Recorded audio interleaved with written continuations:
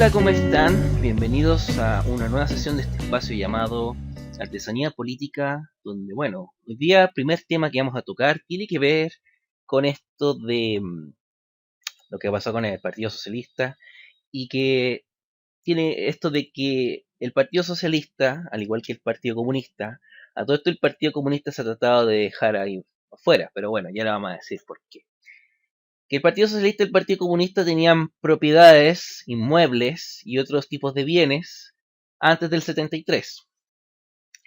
¿De dónde los sacaron? Algunos dicen, no, si los ganaron en la Unidad Popular, vaya a saber si son de antes, pues si son partidos que prácticamente existen mucho antes, medio siglo antes que eso. El cuento es que cuando llegó la tiranía, les quitaron a la mala todos esos bienes. Sean casas, sean sillas, sean lo que sea, se los quitaron. Y después en los gobiernos de la concertación, y estamos hablando de hace unos poco más de 15 años, no tanto tiempo, el Estado indemnizó a esos dos partidos por una cantidad más o menos estimativa de cuánto es, a cuánto estarían todas las cosas que valoradas que les quitaron.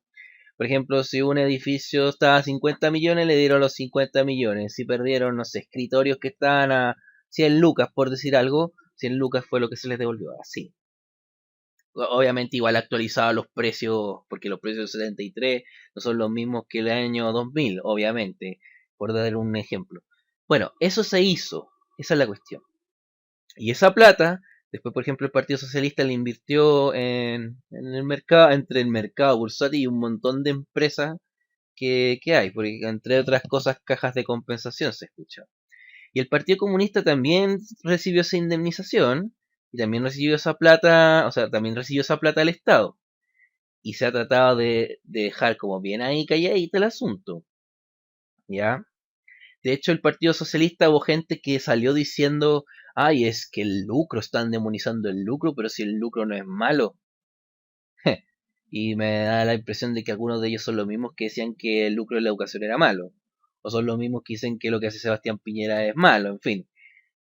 Yo no vengo a decir si que ellos son unas blancas palomas, que ellos son buenos, que ellos son malos, y los que los critican son buenos, son malos, y todos tienen tejado de vidrio, si esa es la cuestión.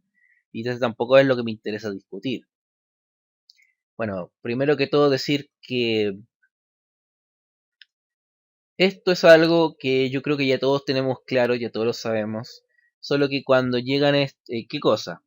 Esto de que todos los, todos los partidos políticos responden a intereses económicos porque de esos intereses económicos les pasan dinero, les pasan prebenda o los partidos simplemente en este caso invierten en ellos y el feedback es que les pueden seguir dando para aumentar sus inversiones a cambio de leyes que les favorezcan a esos negocios como las cajas de compensación, etcétera, etcétera. ¿Ya?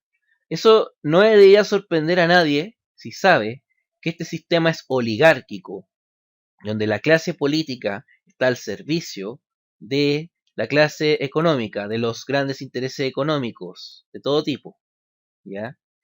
Y a ellos les presta servicio a cambio de todas las prebendas y dinero posible.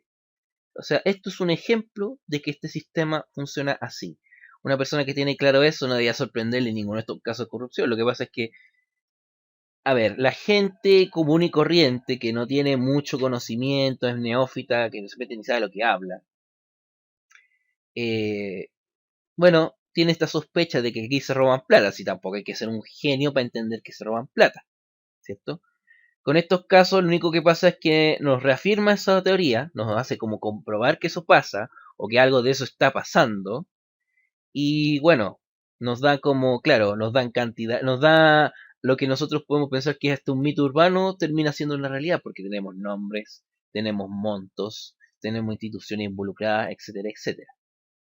Obviamente existe toda una acción desde el gobierno de tapar esto, porque supuestamente si se dijo que el director de Impuesto Interno dijo que esto no, que la excepción al Partido Socialista va y no sé qué, si no hay evasión de impuestos, no, si no pasa nada. Obviamente el partido, o sea, obviamente el director de Impuesto Interno es designado por Bachelet, por el presidente, y el presidente es de la nueva mayoría. No sé qué partido es, si es exactamente socialista, peor.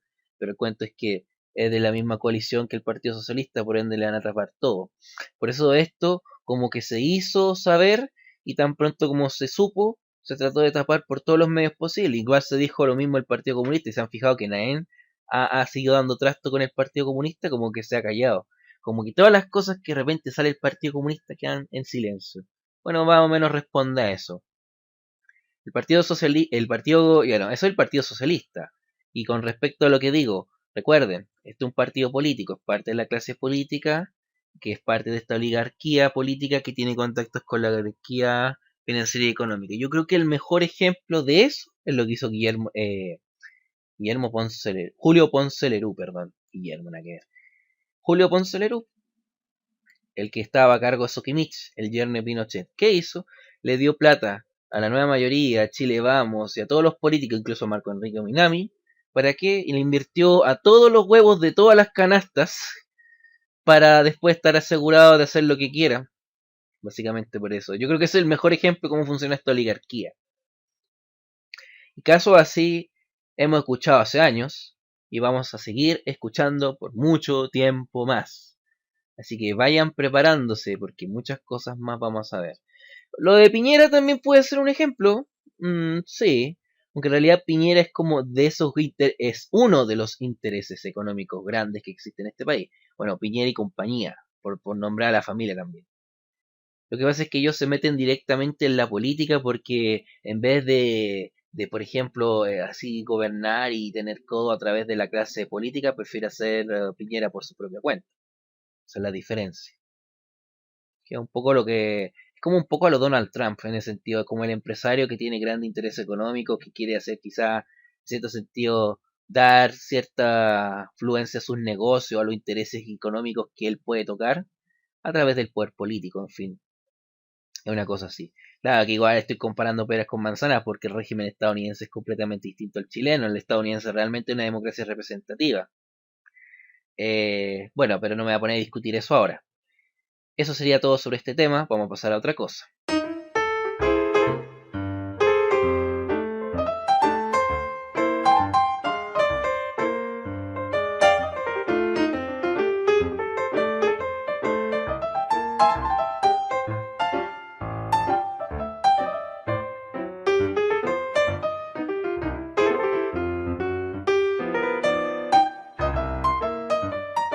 Muy bien, en este segundo tema lo que vamos a discutir es lo siguiente. Durante este actual régimen que es la post-tiranía, que no se puede llamar de otra manera, si alguien le llama democracia o que hubo una transición en la democracia, yo diría francamente que eso a mí nunca me convenció, porque nunca se llegó a la democracia, ni siquiera hasta el día de hoy. Se llegó a una oligarquía. Incluso esto se podría decir transición a la oligarquía, eso debe haberse llamado. Y la verdad no sé qué tanto, lo que hace es que siempre hubo, bueno, aquí ya voy a poner a discutir algo especial, pero en realidad como que la tiranía fue un paréntesis al sistema oligárquico que ha existido desde que existe la república. Estoy hablando del decenio de 1820 y 1830. Bien, con respecto a esto voy a decir lo siguiente. En estos últimos 27 largos años ha existido lo que después se podría considerar como una izquierda extraparlamentaria. La Concertación fue como una especie de conglomerado político que nació para derrocar a Pinochet del poder a través de las urnas, a través de las reglas del juego que se impusieron en la Constitución del 80 mediante el plebiscito de 1988. Y cuando eso se logró, se convirtió en una alternativa de gobierno a lo que iban a ser los herederos de todo lo que dejó como legado la tiranía. Bien.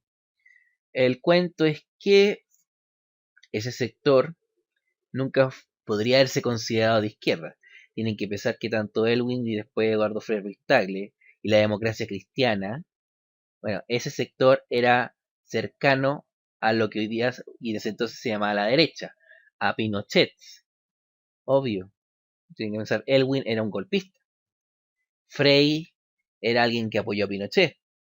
La democracia cristiana estaba gobernada por esos hombres, por la facción que hoy día, por ejemplo, impulsó a Carola Goich como candidata presidencial en primera vuelta, por Mariana Elwin y compañía.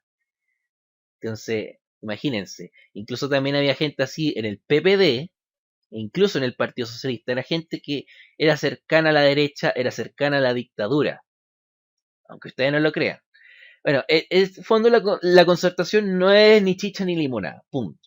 Había gente de izquierda, tanto como gente que incluso veneraba en silencio al tirano. Eso es verdad. Pero aparte de ellos, existía siempre una izquierda, digamos la izquierda, sí, podría llamarse izquierda, extraparlamentaria, sí, porque nunca han tenido participación en el Congreso. Yo diría que la única excepción a la regla es Laura Rodríguez, pero eso es porque fue cuando ella era diputada, el Partido Humanista era parte de la concertación y se salieron de ella. Pero es un grupito, bueno, que primero que con el tiempo se metió el Partido Humanista, se metieron, no sé, movimiento ecologista, hasta el actual Partido Ecologista Verde, unos que otros movimientos regionales, asociaciones ciudadanas de muchos tipos, el Partido Igualdad, donde estuvo Roxana Miranda, que ahora ya quedó sin valor, no quedó legitimado por el CERVEL porque no juntaron las firmas. Ahora, bueno, no voy a poner en ese grupito a Revolución Democrática, porque Giorgio Jackson, la gente del NOW, es gente que siempre estuvo dentro de la concertación. Algunos de ellos, como Miguel Crispi, militaban en el Partido Socialista. Bueno, el grupo de Boric podría ser, si es que no hay nadie que está involucrado con la concertación o la nueva mayoría, en fin. Pero se entiende, ese grupito de gente. Esa gente y que en algún momento en ellos estuvo el Partido Comunista. Pero el Partido Comunista es un caso distinto y especial que podríamos analizar, pero me voy a ir muy de lado. La cosa es que siempre existieron estas fuerzas. Como todos sabemos, bueno, no todos, pero todas las personas que han estudiado un poquito por curiosidad, por el motivo que sea, la historia electoral reciente de este país, se dará cuenta que esas fuerzas extraparlamentarias de izquierda nunca han sumado mucho. Nunca. De hecho, con esto de que el voto ahora es voluntario, no han subido.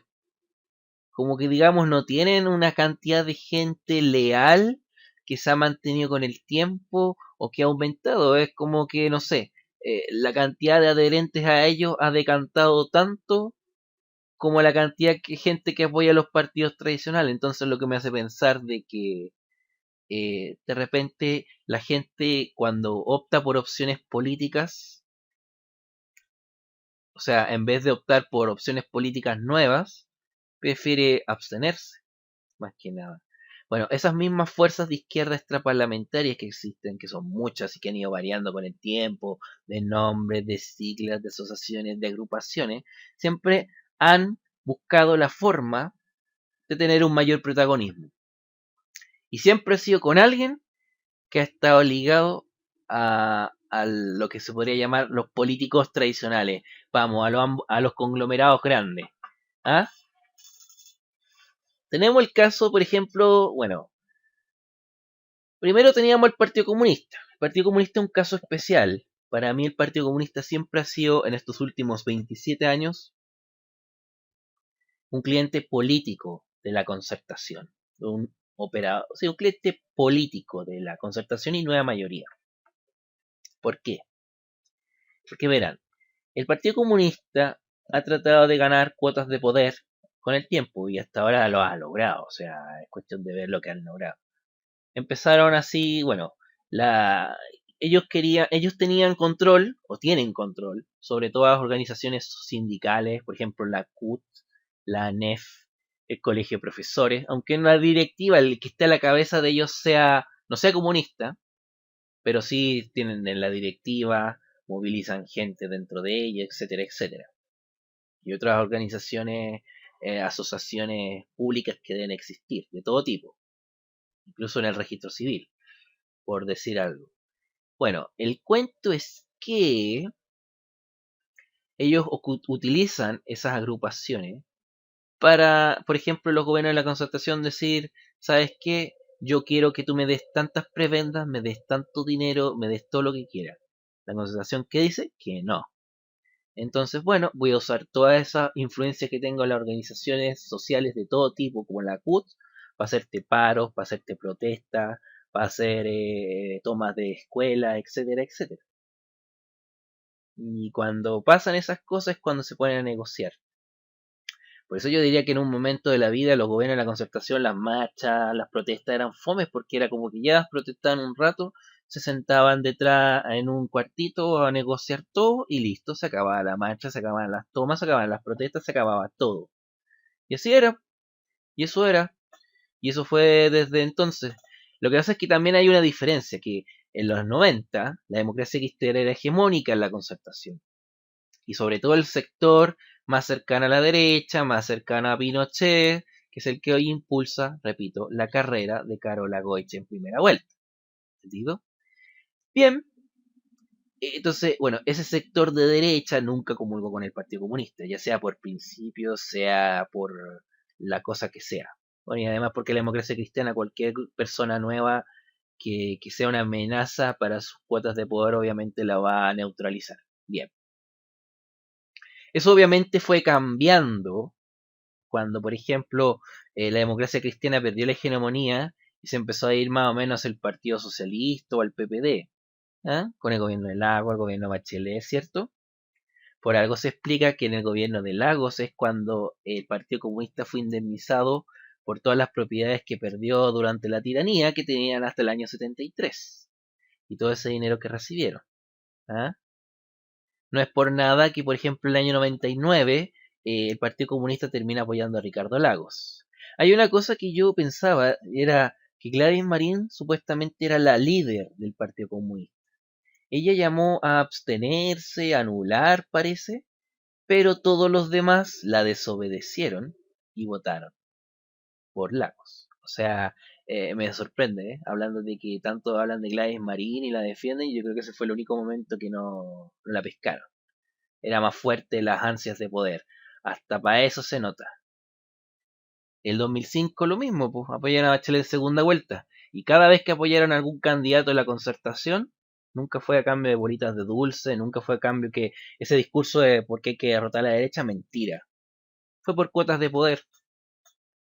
El 2000, ya sabemos, el 99 se negoció quizás para la segunda vuelta del 99, seguramente se negoció eso, esa devolución de dinero por el concepto de cosas que les quitaron en la dictadura, tiranía. ¿Ah? El 2005 vaya uno a saber qué negociaron, vaya uno a saber, quizás fondos que terminaron siendo usando para la ARSIS, vaya uno a saber, vaya uno a saber qué cosas se negociaron ahí. Y el 2009 lo tenemos claro, pues entre los pactos de omisión en las municipales el año anterior, que han tenido 6 cupos para poder elegir diputados, de los cuales salieron 3, Hugo Gutiérrez, Lautaro Carmona y no me acuerdo del tercero en este momento, pero se entiende. Bueno, y el Partido Comunista cuando pudo hinchar y no solamente lo hizo con las organizaciones sindicales, también lo hizo a través del Juntos Podemos Más. Ahí tomó esta izquierda extraparlamentaria de la cual yo mencionaba antes. También lo hizo el 93 con el cura Pizarro y lo hicieron obviamente para generar presión y negociaciones más fuertes. ¿Entendido? La cosa es que volviendo un poco a las organizaciones, a esta izquierda extraparlamentaria, esta izquierda, bueno, puede tener principios que no tenga el Partido Comunista ni la Concertación y puede que realmente tengan un proyecto político distinto, una visión económica distinta, más cercana a la gente, más progresista, más amable, más inclusiva, etcétera, etcétera, etcétera. Me lo puedo llegar a creer, pero ¿cuál es su problema? Que han tenido que negociar con gente que viene de la política tradicional para tener alguna especie de protagonismo meramente electoral. El 2005 fue Juntos Podemos Más, que el Partido Comunista, ya sabemos después lo que acabo de decir, de la tremenda perorata que acabo de decir, todos los negocios que tenían con la concertación. El 2009 fue Marco Enrique Ominami. Nosotros sabemos que Marco Enrique Ominami es un ex socialista. Su padre era Carlos Ominami, ministro de Economía de Elwin, ¿ah? Exiliado, que fue senador después de ser ministro. O sea, es una persona que viene del mundo de la concertación, que es hijito de papá, porque él fue diputado, porque su papito le consiguió el cupo, etcétera, etcétera, y cuando vieron que no tenía cabida para seguir desarrollando sus ambiciones políticas, bueno, él se tiró como la voz del cambio en el 2009. Eso lo tenemos perfectamente claro, ¿ya? y con esas asociaciones. En el 2013 yo creo que ahí se tiraron por el camino propio. Algunos, bueno, estuvieron divididos ahí y todo eso, y hoy día están en el Frente Amplio. Esa izquierda parlamentaria yo creo que tiene claro, sea en el Partido Humanista, en el Colegista Verde, sea en el Partido Nuevo que se forme, sea en las agrupaciones sociales, esto de toda la moneda Marcel Clock que existió en el 2013, todos esos grupitos, asociaciones, etcétera, saben que por sí solos no van a lograr nada y que necesitan sí o sí, creen que sí o sí necesitan el apoyo de alguna especie de político, de la clase política, pero que se desliga de esa clase, que reniega de esa clase, diciendo que no, que yo soy diferente, yo soy limpio, yo voy a cambiarlo todo, etcétera, etcétera, como para poder tener alguna especie de protagonismo. Es interesante. Entonces, dicho esto, si sabemos que el Partido Humanista, si sabemos que el Partido Ecologista Verde, si sabemos que vaya a ser otros grupitos de ciudadanos, etcétera, etcétera, movimiento Boric, vaya no saber, no sé qué tanto, pero bueno, esa gente tiene que estar comulgando con gente como Javiera Parada, esta niña de la Asamblea Constituyente, ¿ah? Que apoyó a Bachelet el 2013 y vaya a saber si antes era parte de la concertación, junto con Revolución Democrática, que algunos vienen del NAO, del Partido Socialista, de la concertación al fin y al cabo, y otra gente que debe ser ex socialista, ex PPD, ex comunista, vaya uno a saber, que igual tienen nexos vínculos. Entonces digamos, bueno, esa es una de las razones por las que yo no me creo el cuento ahora de que el Frente Amplio es la voz del cambio, pero en fin, es una reflexión que quería compartir con ustedes. Espero que la encuentren interesante. Yo creo que eso es todo lo que vamos a hablar esta semana. Cuídense que estén bien. Nos vemos. Adiós.